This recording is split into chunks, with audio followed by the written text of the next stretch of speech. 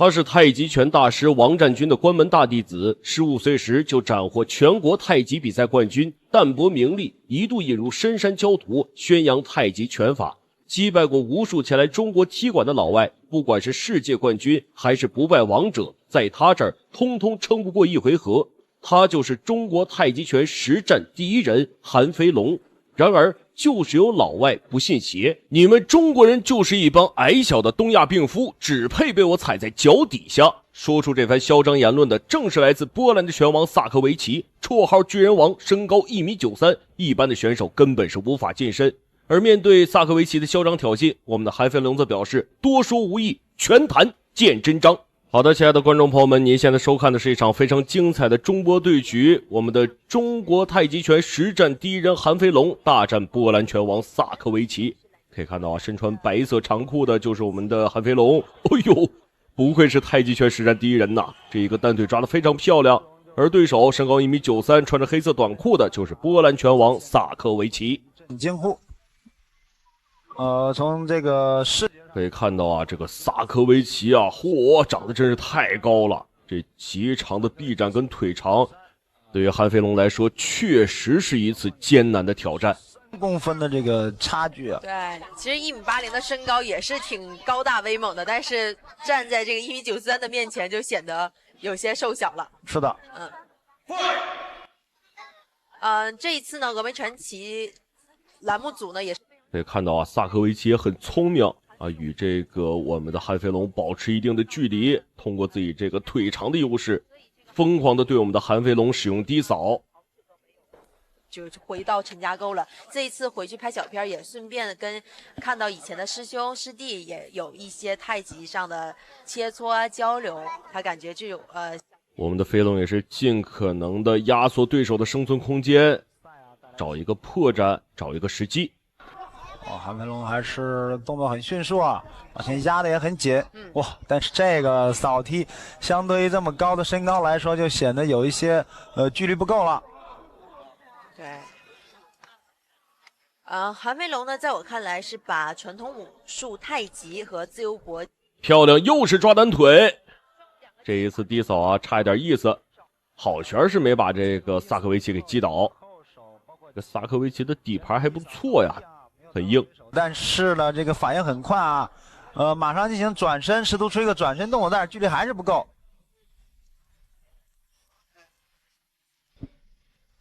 這個薩科維奇距離真的是太遠了。是的，這個韓飛龍就要考慮到不要再好的突進，打一個近身纏鬥。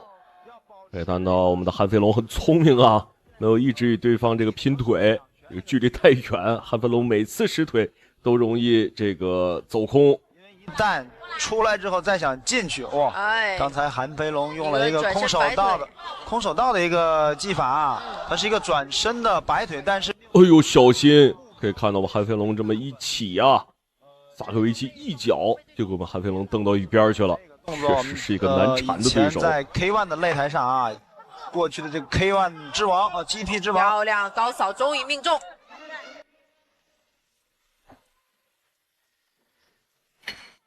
好的，親愛的觀眾朋友們，第一回合比賽正式結束，讓我們來看一下第一回合雙方選手的精彩回放。可以看到我們韓飛龍這個主要的有效攻擊基本都是抓單腿打一個近身。那麼面對這個薩科維奇呢，我們的韓飛龍可能在第二回合要調整一下自己的戰略。讓我們來看一下第二回合雙方選手的精彩表現。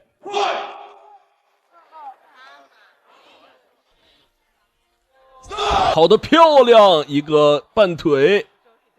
但是这個裁判攔了一下啊，好像是有一些犯規。我們的韓飛龍也是，哎呦，這個回旋踢的對手太高，而且這個底盤也穩。但是我們的韓飛龍依舊是選擇抓腿。這幾次摔擊啊，薩科維奇應該也是有一些發懵了。雖然剛才那個接腿摔啊，並不被列入這個技術得分這個評判標準之內啊，但是可以有效的打斷對手進攻的節奏。對，而且在氣勢上也是佔有優勢的。好，連續組合，這個組合拳跟得很快啊，但是每一次，韓飛龍接組合拳接腿啊，那個腿總是顯得腿會很短，因為對手這個上半身後仰這個距離實在太遠了。這幾記回旋踢啊，颇有一點邱建良的味道。但是我们这个韩飞龙嘛，大家也知道，太极拳实战第一人啊，擅長是以慢打快啊，以弱勝強，四兩撥千斤，很厲害的。我們來看一下如何面對這個大個子薩科維奇。曾經用這個腿法 KO 了很多 K1 的 GP 的高手。韓飛龍想使用一個從上至下的一個劈腿。哇，這個後手拳真的起的距離太。掃踢。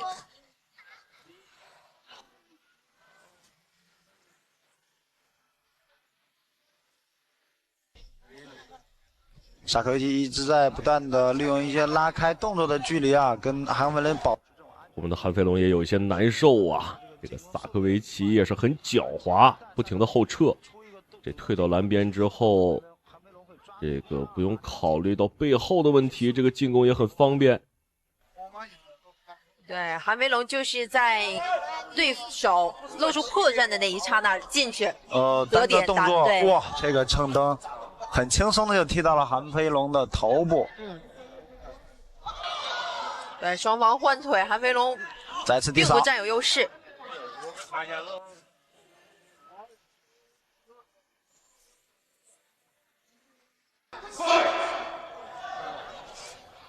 這麼遠的距離起上勾拳，那麼距離第二回合結束還有20秒左右。這個藍鋒選手來自波蘭的薩科維奇，他就是這種泰式的打法，喜歡打這種遠距離，充分利用自己身體的優勢。而且他生於波蘭，在英國居住了9年，在泰國也居住了1年，一直都是想打很多的比賽，所以來到中國。但是我們看他的這個資料顯示，非常漂亮，這一記回身踢正好好踢在了這個薩科維奇頭部。那麼第二回合比賽結束，我們來看一下啊，我們的韓飛龍也是秉承着第一回合這個戰術，一直是抓單腿打摔，逼對手近身啊，也是打得非常的辛苦啊。薩科維奇的防守確實是這個憑借身體優勢做得很好。那麼我們來看一下第3回合，我們的韓飛龍能不能戰勝這個薩科維奇？第3局比賽開始，轉蹬，韓飛，好，轉身邊拳打到。這場比賽對於韓飛龍的考驗就是在各種破綻當中來出擊，才能打中對手。薩科維奇也開始這個利用自己的身體優勢了，繼續，哎呦！但是我們的韓飛龍啊，抓單腿這個太絕了啊，反應速度很快。進去。是的。哇，再次轉身的這種腿法。所以這對於韓飛龍最大的考驗在於他，每一個動作並不是說蓄積好力量準備好的，他是要找這個時機才能打進去。對方出擊這個機會啊，隨時把握住，隨時可以進攻發力。可以看到我們飛龍這個體能消耗也有一些嚴重了，開始後撤打一打游擊，恢復一下自己的體能。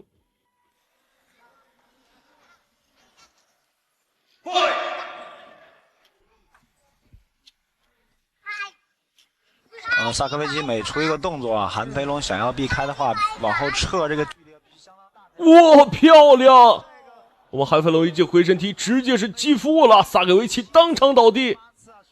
讓我們來看一下這個裁判，看一下薩科維奇哦，薩科維奇再一次站起來了，這抗擊打能力相當不錯。對，薩科維奇似乎被韓飛龍的這一記踢襠的動作激怒了啊！上來之後，這個無論從無論從表情上還是這個動作輸出上啊，都怒氣沖沖的。但這個擂台上還是要保持理智的，不然的話就會露出破綻。不止掉了。場上真是狀況連連。對，漂亮一個連續的追擊。我們的飛龍也是不打算給這個薩科維奇太多機會啊。之後，而且是自己的優勢的一個局面。哇，漂亮！這個假動作很出色啊。對，我們看的可以清晰的看得出來，韓飛龍是眼睛瞄着對手的腿部，把對手的防禦重心放在下半部分，然後這個時候突然擊打他的頭部。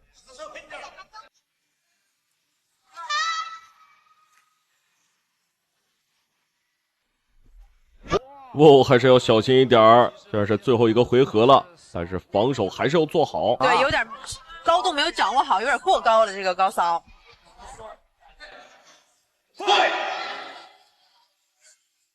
正登。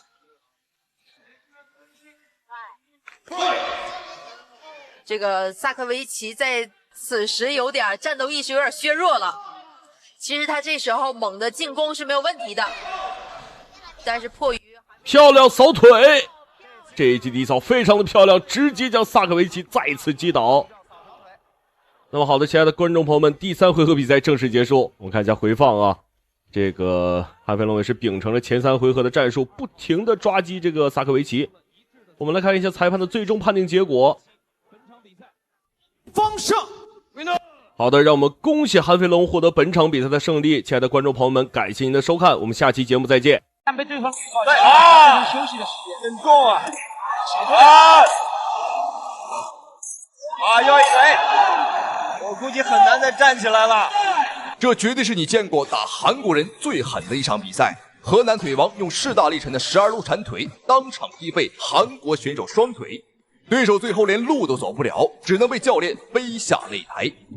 好，觀眾朋友們，視頻當中正在出場的選手正是小漢奸辛和泰。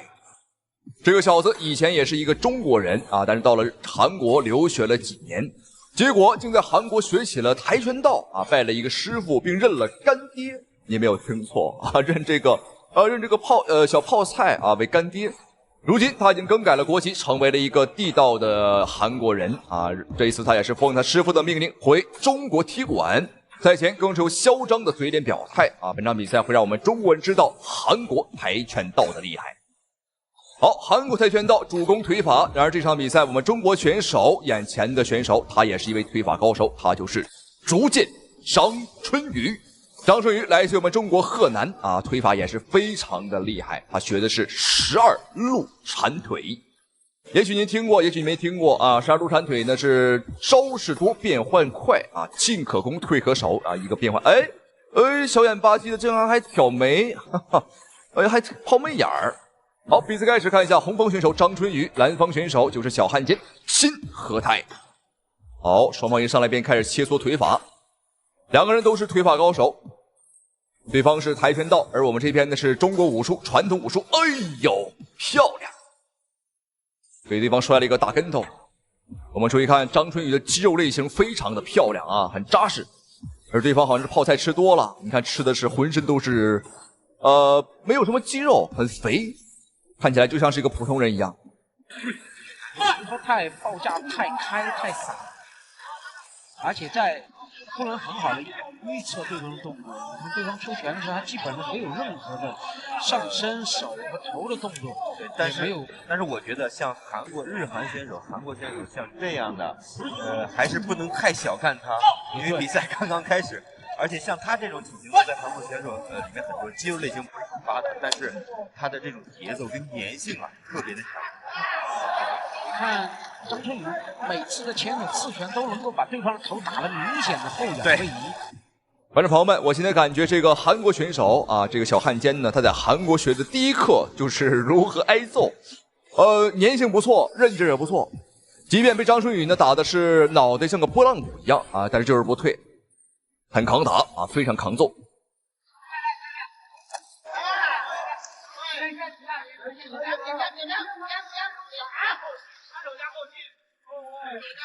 好，戲法。知道張春雨在昆崙決啊，出名的一戰就是跟我們的泰拳王郭球有一戰，力戰3局啊。張春雨這次打得非常聰明，一直在用前手控制，一直在前手的一個平握很重，沒重。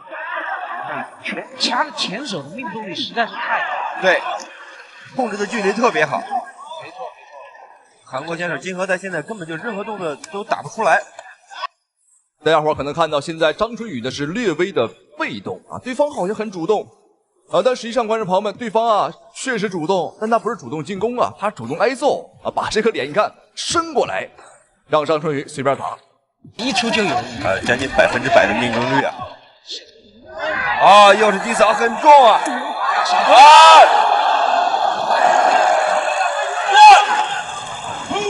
一次腿法读秒，看来12路闪腿和跆拳道的腿法，誰強誰不強已經高下立判了。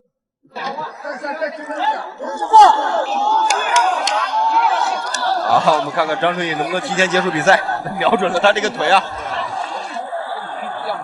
對，前手的互換漂亮。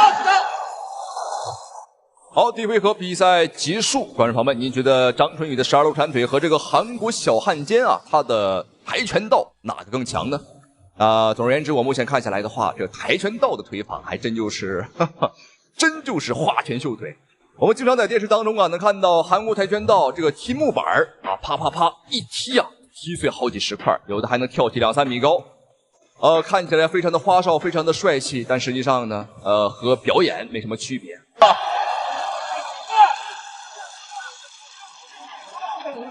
又是低掃，金和泰已經開始要玩命了，對，加快了節奏。對，他雖然被屢屢命中，但金和泰也是轉身拳這下好中，但沒中。又是一個低掃。如果張春雨還能有機會對對手的這個前腿支撐腿再加2到3個完全命中率的這種低掃啊，我覺得會提前結束比賽。因為這個肌肉的損傷疼痛是很難恢復的。又一腿，果然！哇，這一下對方的小腿絕對是疼的受不了。你看對方啊，已經是長跪不起，還能站起來。看來張春雨還得使把勁兒啊，對方的這個小腿還沒有被踢斷。張春雨再加把勁兒，我們就像砍木頭啊，砍這個柴火一樣，砍斷他的小腿。晉級之路一樣，平勾打退了，再低掃，再後手擊腹。這個時候就不要再打挺進近身了，沒有分開，因為你近身一旦被對方摟過，對變成休息的時間，對，你就拉到中遠距離，該怎麼打就怎麼打。對手的這個腿還是非常的明顯啊！又一腿！我估計很難再站起來了。8秒了，扔白毛巾了，白毛巾了。投降了！現場的韓國，他的乾爹，他的義父扔出了白毛巾啊，選擇了投降，沒有錯，非常的精彩。本場比賽讓我們恭喜張春雨拿下了本場比賽的勝利，太精彩了。那張春雨你可能不知道，觀眾朋友們，他來自於我們中國的黑虎搏擊俱樂部啊，他和張偉麗啊是師兄妹的關係。好，再次恭喜張春雨，咱們下期視頻再見。注意看，眼前紅色拳套的選手就是日本天才拳王朝九玉桂。此人下手是相當的狠毒，經常以摧枯拉朽的重拳打到对手面目全非、血肉模糊，甚至是暴毙當場。迄今為止，他已經在中國拳壇拿下了9戰9勝的不敗戰績，更是被日本媒體稱為中國人的死神。那今天他再一次前來中國踢館，聲稱要拿下10連勝。中國功夫都是花拳繡腿，我已經拿下了9連勝。接下來我會繼續稱霸中國拳壇，將中國廢物統統踩在腳下。誰要是能打贏我，我就將這些年在中國的收入全部捐出。那面對如此囂張的小日本子，我們的中國猛將朱帥霸氣應戰，林紅樹10拳打到對手狗血淋頭，大快人心。那好的，现在比賽已經正式開始。那這一場是非常精彩的中日大戰。那場上白色拳套紅方選手就是我們的朱帥，另一邊藍方選手黑色拳套就是日本的朝九玉桂。那我們看到這個朝九玉桂還染了一頭小黃毛啊，看起來非常的扎眼，應該是想讓方便咱們的朱帥去瞄準。那我們看到現在開場之後，雙方打的可以說是非常的猛烈，尤其是這個小日本子，他這個進攻慾望非常強烈啊。那現在讓我們期待一下朱帥這一場會帶來怎樣精彩的表現。朝九玉桂在去年的年終盛典對上了王俊玉，那第4回合以跳膝 KO 了王俊玉，但是呢腳部嚴重受傷，整整的休養了1年，再回到我們李明峰的擂台。朝九玉桂在中國這個60這個級別當中已經成了大家的一個噩夢，是啊，就是無人能夠戰勝了他。哎呦我的天哪！上場之後連續3個重拳，我看到朱帥直接是擊倒了朝九玉桂。那雖然說剛剛這個朝九玉桂打得非常猛，但是在朱帥面前只需要1拳就可以把這個朝九玉桂直接撂倒。現在比賽繼續啊，看一下小日本子明顯是慫了很多，但是不知道後續這場不是衛冕戰，對，朝九玉桂的衛冕戰在3月，是，這只是一場超級戰。是。但是呢，这個強度真的是振奮人心。好的，這時候我們看到朱帥連續進攻，連續重拳，現在是完全不給小日本子喘息的機會啊！小日本子甚至連格擋都做不到了，只能是近身的去摟抱朱帥，拉近這個距離，拖延時間。趙九玉貴如果選擇步伐的變化的話，就比較難打；如果選擇對攻的話，對朱帥比較有利。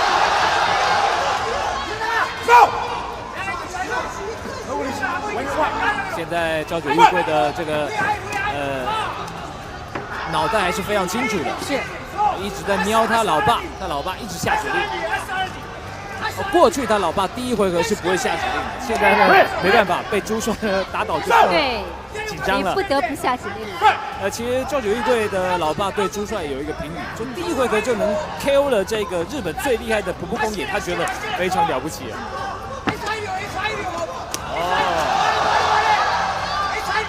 幾天？我們的趙九玉貴1年後的這趙九賭，這位就是趙九玉貴的父親，是他號稱在街頭200場不敗，他是空手道的高手，對，空手道高手。其實他們本來是他們的道館是小小破破舊舊的，那趙九玉貴在武林風一戰成名之後啊，他們現在的這個道館變成1000平方米的這種很大的道館，然後學生好幾百個人，常常呢這個裡面塞不下，要到外面空地去練。好，驚濤駭浪之中，還有10秒。趙九玉貴撐過了第一回合，但是呢，這個朱帥漂亮的強毒。好，第一回合。好的，現在第一回合比賽已經結束啊。第一回合咱們朱帥是拿下了非常大的優勢啊，不僅僅是一次擊倒，而且還有連續重拳，打到這個小日本子甚至是有一點懵了。那現在讓我們期待一下，在稍作休息過後，第二回合咱們的朱帥會帶來怎樣精彩的表現。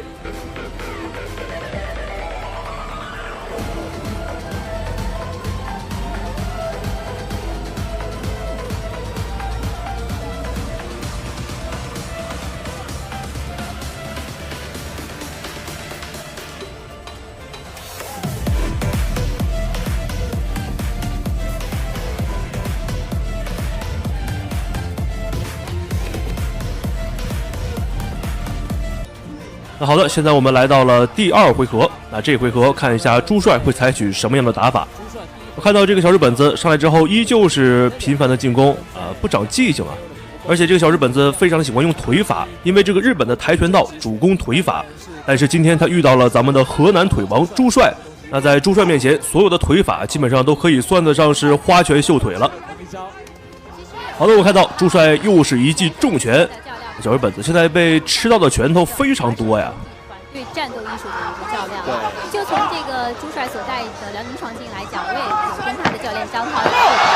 之前的話，他們就是對陣外國的高手的時候，他們首先想做的是要防守，怎麼樣防？現在不是這樣，他們會針對這個對陣的對手做研究，然後做出這個比較詳細的一個作戰計劃。其實張濤啊，他對於趙九的分析也非常清楚。為什麼過去中方選手打不贏這個趙九玉貴，就是因為趙九玉貴節奏很快，會把中方選手帶亂。再來呢，趙九腳步快，這個中方要控制距離做連續擊打都很難。那另外呢，這個趙九腿法的擊中效果比較好，所以會引起裁判的青睞。那以上呢，這幾點都已經被朱帥給破解了。對，因為他們團隊做了這個比較細緻的研究。是。來，那當然了，這個趙九。那我們看到現在朱帥的打法，這個節奏掌握得非常好啊。這個趙九玉貴只要是去護住自己的狗腦袋，那麼朱帥馬上就是一個頂膝，去打這個小日本子腹部的位置。確實，這個打法的思路非常的清晰啊。其實呢，他們要去練氣，除了在山上打坐之外呢，他們回家要在浴缸裡面潛水閉氣，然後還要做這個強烈的衝刺跑。來練他無氧的能力，所以現在能夠頂住這個朱帥的攻擊。再來，朱帥現在仍然是表現得非常的出色。然後注意啊，我們的趙九玉貴會左右換架，而且呢，他們最近他的弟弟朝九太陽剛剛用這個3日月簇 KO 了日本選手，所以他們這個家族也是會這個秘密的絕招了，點穴的絕招，用這個腳趾頭那一塊來點你。對。剛剛王鵬飛沒用出來，王鵬飛一直想學這一招3日月簇。那我们看到目前这个朝九玉桂的搂抱次数明显增多了啊，完全不和朱帅去拼拳了。只要是双方開始換拳之後，馬上就去摟抱。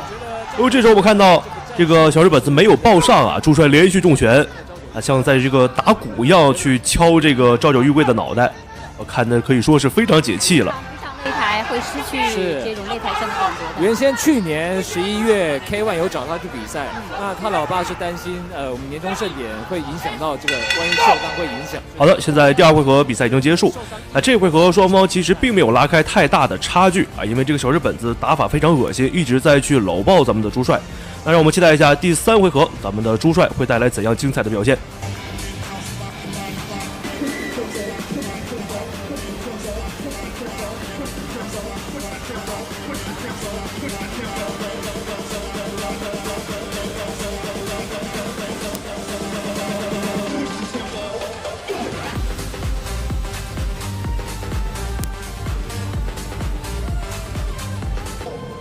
好的，現在我們來到了本場比賽的第3個回合，也就是本場比賽的最終局了。那這場比賽對於雙方選手來說，可以說是都是非常重要啊。而且我們看到小日本子，他在每一回合的開場打得都非常的猛，像一條瘋狗一樣啊。那看到現在這個小日本子進攻可以說非常猛啊，連續去砸拳。哎呦，咱們朱帥被擊倒了，連續重拳之下，朱帥是倒了，但是並不是重擊啊，沒有什麼關係。現在比賽繼續。現在這個朝九玉桂大爆發了，朱帥小心，前面守住這一回合，哦，又一個跳膝。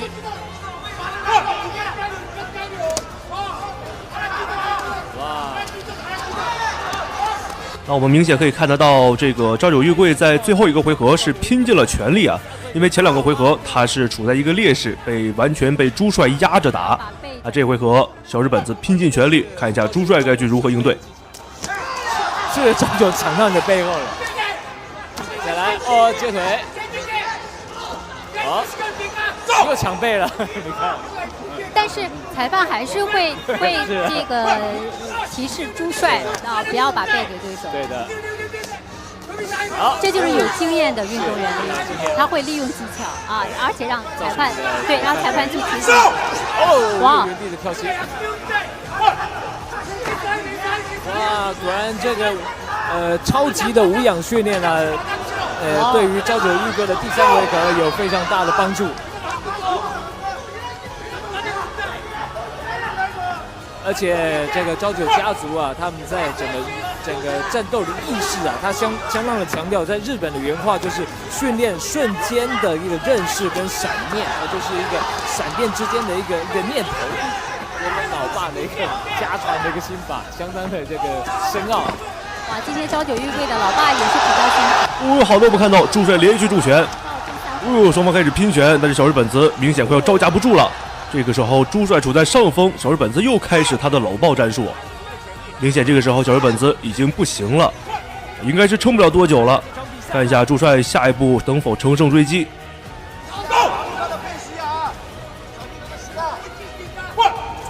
至於朝九玉桂的這個日本站就是3月28號。另外呢，有一條70公斤級的這個腰帶穆瑟夫呢，因為是去年5月產生的，所以規定1年之內要打衛冕戰，所以會安排在今年6月之前會打掉。這也是之前觀眾在問的，特別跟觀眾說明一下。好，回到場上來，再來，說一下還有10秒。對，朝九的拳法比較粗，但是呢，他拳裡面夾着膝法，不好對付。好的，現在比賽已經結束了。那雙方在第3回合打的是空前的激烈啊。那雙方現在沒有產生 KO，讓我們期待一下最終裁判的判決結果。那最終朱帥是以點數的優勢贏得了朝九玉桂。那最後讓我們恭喜朱帥獲得了本場比賽的勝利。